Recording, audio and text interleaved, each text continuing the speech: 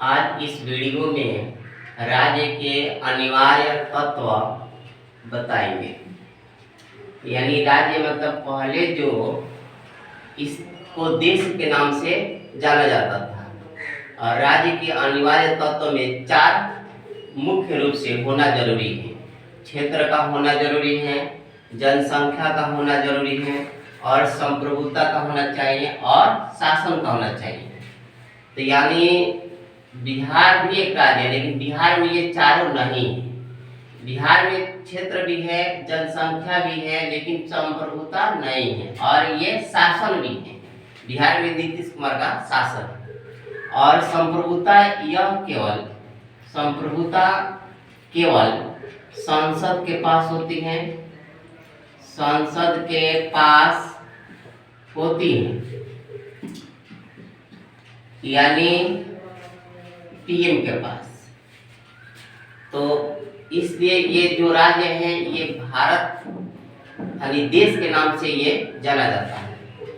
तो ये राज्य वाला बात नहीं, ये देश वाला राज्य है। यानी इस राज्य के लिए 4 तत्व अनिवार्य रूप से होना चाहिए और संप्रभुता उसी के पास है, पीएम के पास है। और शासन जो है, शासन के प्रकार 5 हैं। जो राजतंत्र है, तानाशाही, साम्यवाद, गणराज्य, लोकतंत्र। राजतंत्र उसे कहते हैं जो राजाओं के द्वारा शासन हो। जैसे अरब देश में है, यूके में है, ब्रिटेन में है, मुगल राज्य के समय में हो रहा था। मुगल राज्य में। और तानाशाही का मतलब होता है जिसके हाथों में सेना हो और सेना के बल पर जबरदस्ती अपना सरकार बना ले, अपना अधिकार कर ले। उसको हम लोग तख्ता पलट भी कहते हैं। अभी भी है उत्तर कोरिया में, लीबिया में, सीरिया, इराक और यह अरब और अफ्रीका में ज़्यादा होती है तानाशाही। साम्यवाद शासन जो होता है ये किसी भी देश के लोगों के समूह के द्वारा शासन होती है या एक ही पार्टी का सरकार होती है, उसे ही साम्यवाद शासन कहा जाता है। गणराज्य उसे कहते हैं जिस देश में जिसका चुनाव देश के प्रमुख के लिए हो, यानी देश के प्रमुख के लिए चुनाव हो, उसे गणराज्य कहते हैं। और देश के शासन के लिए चुनाव हो, उसे लोकतंत्र कहते हैं। अब यहाँ है कि देश के प्रमुख कौन होता है, तो देश के प्रमुख होते हैं राष्ट्रपति। यानी जहाँ राष्ट्रपति के चुनाव होता है वे देश गणराज्य होता है। और जहाँ शासन के प्रमुख का चुनाव है तो शासन का प्रमुख कौन होता है, पीएम होते हैं, प्रधानमंत्री। यानी भारत में हम लोग राष्ट्रपति और प्रधानमंत्री दोनों का चुनाव होता है। तो हम कह सकते हैं कि भारत एक गणराज्य व लोकतांत्रिक देश है।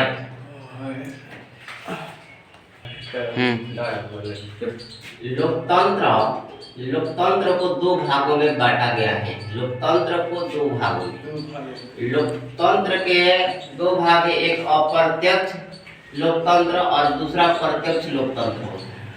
अप्रत्यक्ष लोकतंत्र को भी 2 भाग में बांटा गया है, एक अध्यक्षात्मक और दूसरा संसदीय।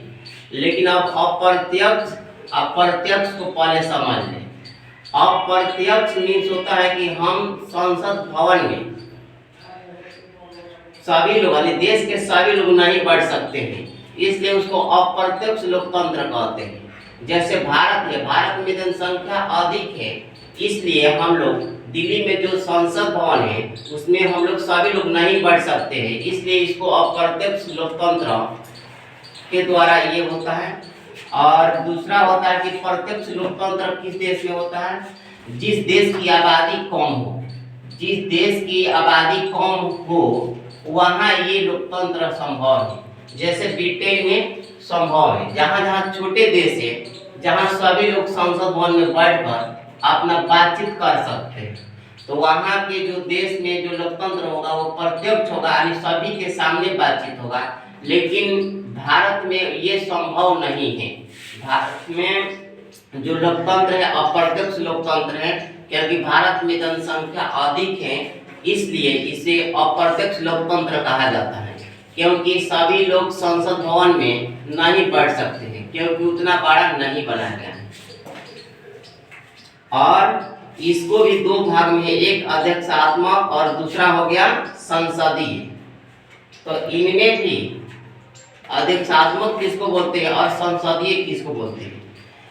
जिस देश में औपचारिक तौर पर या वास्तविक तौर पर दोनों रूप में केवल एक की चुनाव होता है, राष्ट्रपति का चुनाव होता है, उसे अध्यक्षात्मक और अप्रत्यक्ष लोकतंत्र कहते हैं।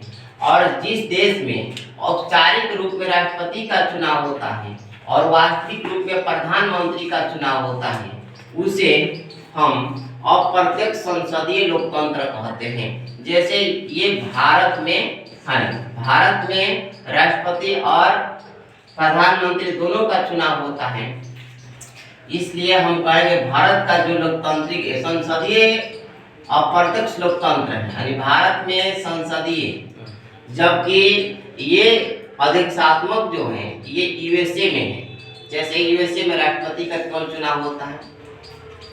आगे टॉपिक समझिएगा कि लोकतंत्र के स्तंभ। ये लोकतंत्र के 4 स्तंभ हैं।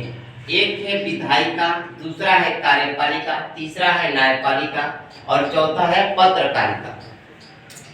विधायिका का काम है नियम कानून को बनाना और नियम को पारित करना, और कार्यपालिका का काम है कि जो इसके द्वारा नियम बनाया गया है उसको लागू कराना कार्यपालिका का काम है। कार्यपालिका में एसपी, डीएम, पुलिस सब आ जाते हैं जो नियम को लागू कराते हैं।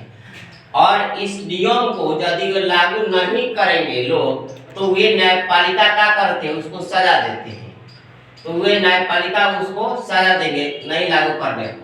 और पत्रकारिता का काम है यदि कहीं भी ये तीनों में कोई गलतियां होगा, वे अपने बात को यानी अपनी आवाजों को जनता तक पहुंचाते हैं ताकि कोई किसी प्रकार की दिक्कत न हो। यहाँ नियम बनाने में गलती हुआ तो हल्ला करेंगे या आवाज उठाएंगे, या ये गलती नियम को लागू कराएंगे, प्रयोग कराएंगे, तो फिर भी पत्रकारिता कर सकता है।